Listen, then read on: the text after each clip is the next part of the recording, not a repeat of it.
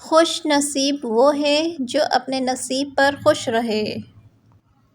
بدگمانی وہ مرض ہے جو ہر خوبصورت چیز کو قتل کر دیتی ہے۔ اللہ بے خبر نہیں ہے، وہ واقف ہے تمہارے صبر سے۔ ٹھکرا دو اگر دے کوئی ذلت سے سمندر، عزت سے جو ملے وہ قطرہ بھی بہت ہے۔ سکون سمجھ تب آیا جب سجدے میں رو کر سر اٹھایا۔ اللہ مانگنے پر دیتا ہے تو غرور کرنے پر چھین بھی لیتا ہے۔ ہر اس محفل میں گھسنے کی کوشش نہ کرو جہاں تمہارا کوئی جوڑ نہ ہو۔ دنیا کی لذتوں کو ختم کرنے والی چیز موت کو کثرت سے یاد کیا کرو۔ کسی کی غلطیوں کو بے نقاب نہ کرو، خدا بیٹھا ہے تم حساب نہ کرو۔ عبادت کا دکھاوا عبادت ہی ضائع کر دیتا ہے۔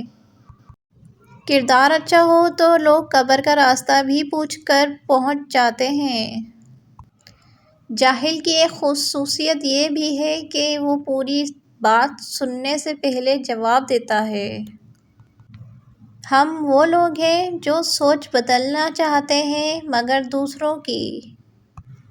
عزت پانے کے لیے عزت کرنی پڑتی ہے۔ دعاؤں کے روپ میں ملنے والی محبتیں بہت قیمتی اثاثہ ہوتی ہیں۔ زندگی کی ہر چیز عارضی ہے لیکن اللہ کی عبادت مستقل ہے۔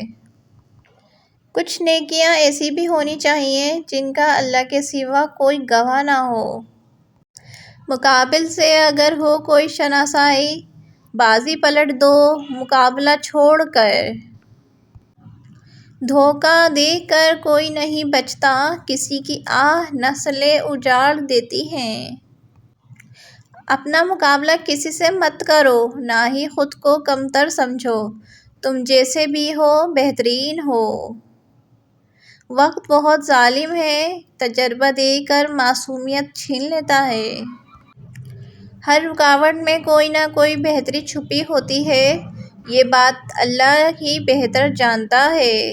اگر آپ سب کو میری ویڈیو اچھی لگی ہو تو ویڈیو کو لائک کریں، چینل کو سبسکرائب کریں اور زیادہ سے زیادہ آگے شیئر کریں۔ آپ سب کا بہت بہت شکریہ۔ اللہ حافظ۔